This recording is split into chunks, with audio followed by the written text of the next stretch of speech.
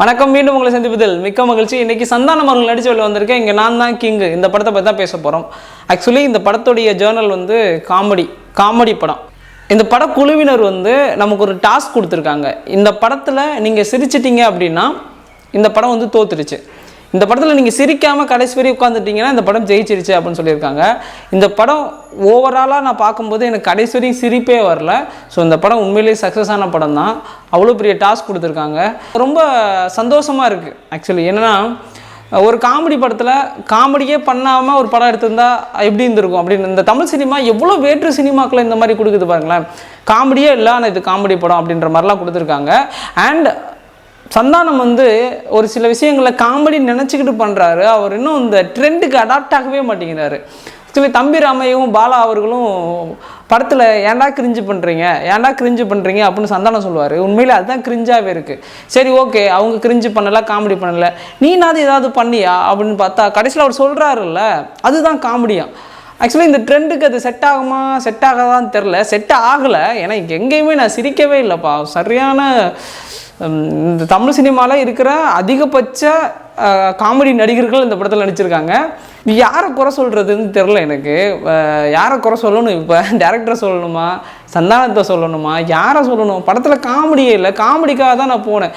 அதாவது ஒரு முறை இல்லை, 2 முறை இல்லை, 3 முறை இல்லை, பல முறை சந்தானம் இந்தா பண்ணிடுவார் காமெடி, அந்தா பண்ணிடுவார் காமெடி, இந்த படத்தில் செம்ம காமெடி இருக்கும், இல்லை இந்த படத்தில் செம்ம காமெடி அப்படின்னு நம்பி காமெடி எப்போ தான் பண்ண போகிறாரு, எப்போ தான் அந்த ஆடியன்ஸ் வைப்பை பிடிக்க போகிறாருன்னு தெரில. பேக் டு ஃபார்ம் எப்போன்னு தெரில. ஸ்டில் வெயிட்டிங் சந்தானம் அவர்களுக்கு. ஏன்னா நான் சந்தானத்தோட ஒரு காலத்தில் பயங்கரமான ஃபேனு, தீவிர ஃபேனு. இப்போவும் அந்த நம்பிக்கையிலே இருக்கேன். ஆர்சிபி எப்படி கப் அடிக்கும் அப்படின்னு நம்புகிறோமோ அந்த மாதிரி இன்னும் அதில் அந்த நம்பிக்கையில் தான் இப்போ சந்தானம் மேலேயே வைக்க வேண்டிய நிலைமைக்கு நான் ஆகிட்டேன். சரி, ஓகே, படத்தில் காமெடியை விடுங்கப்பா. படத்தோட கதை எந்த மாதிரி இருந்தது அப்படின்னா, இந்த படத்தில் பேசுகிறதுக்கு எதுவுமே இல்லை அப்படின்ற காரணத்தினால இந்த கதையாவது நம்ம சொல்லிடலாம். ஏன்னா எல்லா படத்துடைய கதைகளும் நல்ல கதைகள் தான். எடுக்கிற விதங்களில் தான் படம் நல்ல படமா மொக்கையாக வருதா எப்படி அப்படின்றதெல்லாம் சேஞ்ச் ஆகுது. ஸோ இந்த படத்துடைய கதை என்னென்னா, ஹீரோக்கு வந்து அப்பா அம்மா யாருமே இருக்க மாட்டாங்க. இவர் என்ன பண்ணுவார்னா, கல்யாணம் நடக்கணும்னா சொந்த வீடு இருந்தால் தான் பொண்ணு கொடுப்பாங்கன்னு ஒரு 25 லட்ச ரூபா கடன் வாங்கி ஒரு சொந்த அப்பார்ட்மெண்ட் ஒன்று வாங்கிடுவார். அப்பார்ட்மெண்ட் வாங்கிட்டு பொண்ணு தேடும்போது எனக்கு ஒரு 25 லட்ச ரூபா கடன் இருக்குது அப்படின்னு சொல்லி தான் பொண்ணு தேடுவார். ஆனால் கடைசியில் அவருக்கு மாட்டினது என்னமோ அவருக்கு மேலே கடன் வச்சுருக்க ஒரு ஃபேமிலி மாட்டிடுவாங்க. அவங்க கூட சர்வை பண்ணுற மாதிரியான சுச்சுவேஷன் வந்துடும். இந்த சுச்சுவேஷனில் சென்னை சிட்டியில் வந்து தீவிரவாதி பூந்துருவாங்க. ஒரு தீவிரவாதியை காமிச்சு இவரை கொன்று பிடிச்சாலோ இல்லை உயிரோட பிடிச்சாலோ 50,000 ரூபா சன்மானம் தரோம் அப்படின்னு கவர்மெண்ட்டில் அனௌன்ஸ் பண்ணிவிடுவாங்க. அன்ஃபார்ச்சுனேட்லி அந்த வில்லன் வந்து சந்தான வீட்டில் வந்து இறந்து போயிடுவார். ஸோ அந்த பாடியை போலீஸ்கிட்ட கொடுத்து எப்படி அந்த சன்மானத்தை பெற்றாங்களா இல்லையா அப்படின்றது அந்த கதை. ஆப்வியஸ்லி ஹீரோ பெற்றுவார். இருந்தாலும் இதை விறுவிறுப்பாகவும் சுறுசுறுப்பாக அப்படிலாம் எடுத்து போகாமல் காமெடியாக எடுத்து போகணுன்றதை ட்ரை பண்ணி காமெடி எங்கேயுமே ஒர்க் ஆகலை. ஓப்பனிங் காமெடின்னு யாராவது வருவார்னா பாலா அவர்கள் வருவாங்க.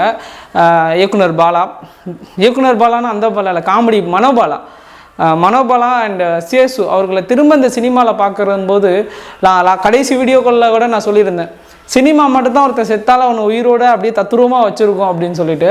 ஸோ திரும்ப அவங்கள பார்த்ததில் மிக்க மகிழ்ச்சி.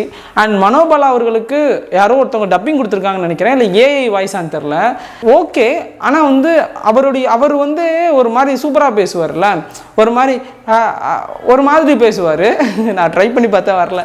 ஓகே, பட் இந்த படத்தில் வந்து ஒரு மாதிரி கட்ட குரலில் பேசியிருப்பாங்க. யாரோ டப்பிங்காக என்னன்னு தெரில. அது கொஞ்சம் கரெக்டாக மேட்ச் ஆகாத மாதிரி இருந்தது. இன்னும் கொஞ்சம் அதில் ஒர்க் பண்ணியிருக்கலாம் அப்படின்ற மாதிரி இருக்குது. அண்ட் சேசு சார்லாம் அவருக்கு பெரிய சீக்வன்சஸ்லாம் இல்லை.